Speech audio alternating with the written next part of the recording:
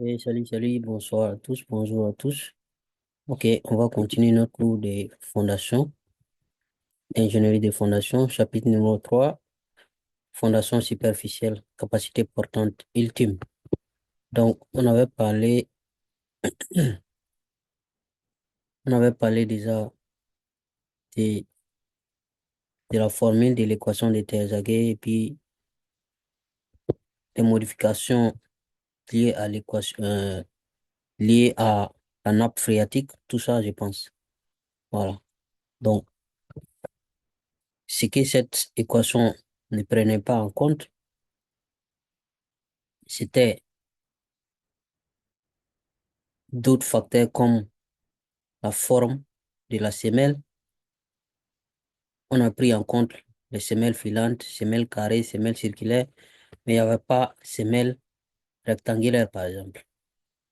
Si souvent, la charge sur la semelle, souvent, est une charge inclinée. Donc, souvent, quand on a affaire à ce genre de problèmes sur les chantiers, la formule qu'on avait vue depuis là, elle ne tient pas. Il faudra des modifications, OK? Donc, on va voir l'équation générale des capacités portantes. Cette équation générale-là va inclure tout, c'est-à-dire si la charge est inclinée, si la semelle elle-même est inclinée, si la semelle est construite sur une pente naturelle ou pente artificielle, si la semelle elle est carrée, parce que ce qu'on a vu la fois passée, il n'y avait pas semelle carrée dedans. Pardon, semelle rectangulaire. Donc c'était semelle filante, semelle carrée et puis semelle circulaire. Il n'y avait pas carré dedans. Pourtant, sur les chantiers, on a des semelles carrées. Donc, on va proposer une équation qui va prendre en compte tout ça, tous ces facteurs-là. Voilà. Puis donc c'est pour ça qu'on parle de l'équation générale de capacité portante. OK? Donc, les équations qu'on avait vues précédemment, ça, c'est un rappel, hein. Donc, ça là, on avait vu ces trois équations dans le cas où c'est euh,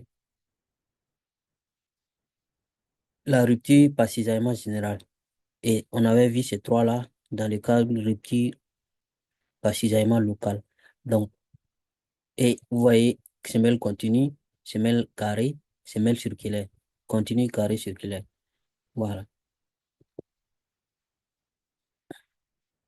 Il se trouve que ces équations-là, je remets juste là ici. Ces équations-là qu'on avait vues précédemment, ces équations ne tiennent pas en compte donc quand la fondation est rectangulaire.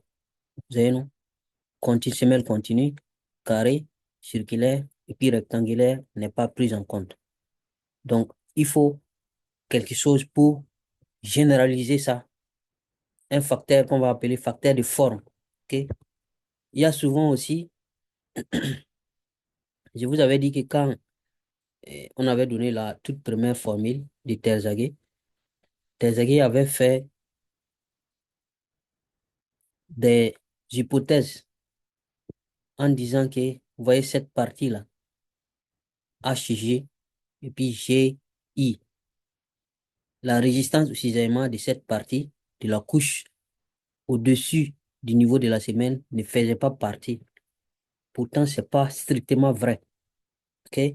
Donc, il faut des modifications pour tenir en compte ça, c'est-à-dire la résistance au cisaillement de la couche du sol au-dessus du niveau de la semelle.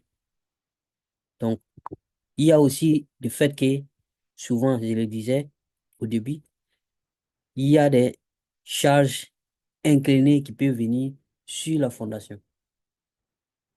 Souvent, la charge qui vient, par exemple, quand vous voyez la fondation comme ça, euh, la semelle, souvent, le plus souvent, la charge vient verticalement, comme ça. Vous voyez? Tout droit. Mais, c'est pas tout le temps le cas. Souvent, il arrive que la charge est inclinée, comme ça, par exemple. Ou ça peut être par là aussi l'inclinaison. Dans ce cas, qu'est-ce qu'il faut prendre?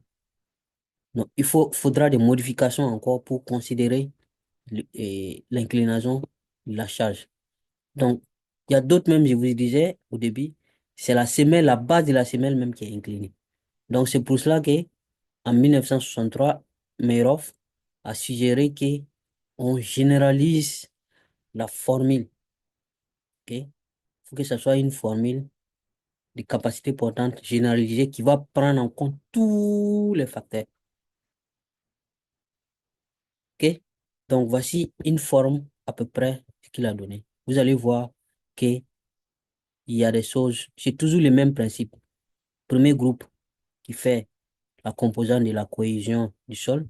Deuxième groupe pour la surcharge, prise en compte de la surcharge. Le troisième groupe, c'est le poids, c'est pour la contribution du poids du sol.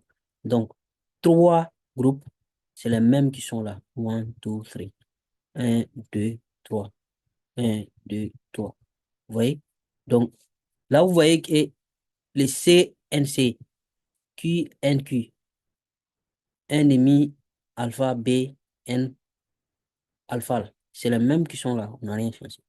Sauf qu'on a ajouté des coefficients FC, S, FCD, FCI, voilà, tout ça là, FQS, FQD, D. Ce sont ces coefficients FFF que vous voyez là. On va appeler après facteur, facteur, facteur, facteur. C'est ça qui a été ajouté.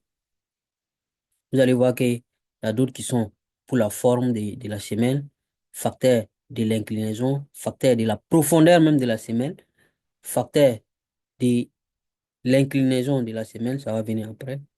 Il y a tout ça. OK? Donc, dans ce cours, aujourd'hui, nous allons discuter en profondeur de ces facteurs-là. Quelles sont les valeurs de ces facteurs? Si votre semelle est rectangulaire, quels sont les facteurs? Si votre semelle est carrée, votre semelle est circulaire. Ça, c'est les facteurs de forme. Maintenant, si la charge qui vient sur la semelle est une charge inclinée, quels sont les facteurs? Facteurs d'inclinaison. Si la fondation est très, très profonde, c'est-à-dire c'est la profondeur DF là est inférieure à la base, à la largeur de la semelle, ou si la profondeur de la semelle est supérieure à dimension la base de la semelle. Tout ça là, c'est des choses qu'il faut considérer. OK? Donc, le C', c'est la cohésion. Q qui est là, c'est la contrainte effective au niveau, c'est-à-dire, c'est juste ce qui est là, ce qu'on avait vu, qui égale à gamma df. OK? Gamma, c'est gamma qui est là. C'est le gamma, le poids du sol au-dessous, en bas du niveau de la semelle. J'avais déjà parlé de ça plusieurs fois. C'est pas le gamma qui est là. Souvent, c'est pas, les deux ne sont pas pareils. OK? B, c'est la largeur de la semelle. Le B qui est là, on a B ici. Ou bien souvent, c'est juste le diamètre. Si vous avez une semelle circulaire, par exemple, donc ça va être le diamètre donc, de la semelle. OK? Donc, si on prend les N, ici, là, il y a un problème. C'est facteur de capacité portante. C'est pas... On va corriger ça avant de continuer. Voilà, c'est fait. Donc, facteur de capacité portante, ça, c'est les NC, NQ, N gamma. Donc, ça n'a pas changé, hein. Rien ne va changer ici. NC, NQ, N gamma. Donc, jusqu'à là, il n'y a pas grand-chose qui est nouveau. Maintenant, quand on part à N, F, CS, F, QS, F, gamma S. OK? F, ça veut dire juste facteur. OK? À peu près facteur. C, c'est pour ce groupe. Q, c'est pour ce groupe. C'est pour les termes du milieu. Gamma, c'est pour le terme, le troisième terme. OK? Donc, S qui est là, ça veut dire shape. En, en anglais, ça veut dire forme. Donc, facteur de forme. Donc, ce que vous voyez ici, là, FCS, FQS. Quand il y a S, ça veut dire shape. Ça veut dire facteur de forme. Shape, forme. F, gamma S, c'est shape aussi. OK? Facteur de forme. Donc, il y a C là, D. D, ça veut dire depth. En anglais, ça veut dire profondeur. La profondeur de la semelle. Donc, si la semelle, elle est très profonde, ben, elle est vraiment en surface. Bon, pour cela, pour savoir, vous allez voir, on va comparer la profondeur DF à la largeur de la semelle B. OK? Donc, il y en a pour FCD, FQD, F gamma D. Ça, ce sont les facteurs de profondeur. Maintenant, il y a les facteurs d'inclinaison de la charge, comme ce qui est là. Quand la charge est inclinée, qu'est-ce qu'il faut faire? FCI, FQI, F gamma I. Donc, c'est là, c'est ces facteurs-là qu'on prend pour l'inclinaison. OK? Donc, ces facteurs-là, ce sont des équations qui permettent de déterminer les différents facteurs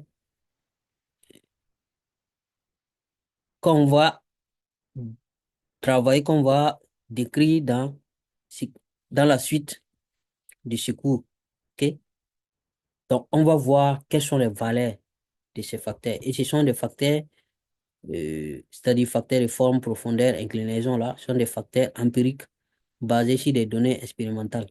Empirique, ça veut dire quelque chose qui est obtenu par expérience. OK? Avant de continuer, et il faut que je vous annonce qu'à partir de cette vidéo, à partir de cette vidéo, toutes les vidéos concernant ce programme-là seront privées. Donc, si vous voulez continuer à suivre ce programme des- d'ingénierie de fondation, si vous voyez que c'est intéressant et vous voulez suivre, il faudra me contacter, ok, pour pouvoir suivre. Donc, nous allons voir quelles sont les valeurs de ces coefficients-là, facteurs de forme, facteurs de profondeur, facteurs d'inclinaison, et même on va voir facteurs de quand la semelle elle-même elle est inclinée. Il ne faut pas confondre l'inclinaison de la semelle et l'inclinaison de la charge. OK? C'est pas la même chose. Et aussi facteur quand la semelle est sur une pente, les pentes naturelles. Souvent, les ponts sont fondés sur des pentes. OK? Donc, c'est ce qu'on va voir. On va aller en détail dans ce cours. Mais comme je l'ai dit, si vous voulez continuer, ce cours va continuer, cette vidéo va continuer, mais seulement pour les gens qui vont vouloir continuer. Donc, il faudra me contacter et mes contacts sont là. OK? Envoyez par email, par message, bien par WhatsApp. Voilà. Ou bien faites un commentaire sur YouTube ou Facebook ou Instagram. Donc, le WhatsApp peut changer à tout moment, mais email là ne changera pas. OK? Ça même, c'est un nouveau numéro WhatsApp. Comme vous pouvez voir, ce n'est pas le même qui est là. Si vous voulez continuer à suivre ce cours, il faut me contacter. Puis on va gérer. Les cours seront privés maintenant. Ça sera plus public. OK? Donc, on va continuer. Pour ceux qui veulent continuer, en tout cas, cette vidéo, ce cours-là va continuer. Voilà, mais pour ceux qui ne veulent pas, ça s'arrête ici. C'est la privé à partir de maintenant. D'accord? Merci beaucoup pour votre compréhension. Puis on continue le cours. OK, allons-y. Donc, l'équation générale maintenant, on va détailler tout. On va donner tous les détails concernant les facteurs qu'on vient de voir. OK? D'abord, les facteurs de capacité portante, c'est-à-dire les NC, NQ et puis N gamma, là. On avait vu précédemment que Terzaghi avait déterminé ces facteurs-là en faisant l'hypothèse que l'angle qui est là, alpha là, voyez cet angle qui est là, si vous voulez, c'est l'angle CAD ou bien l'angle DCA,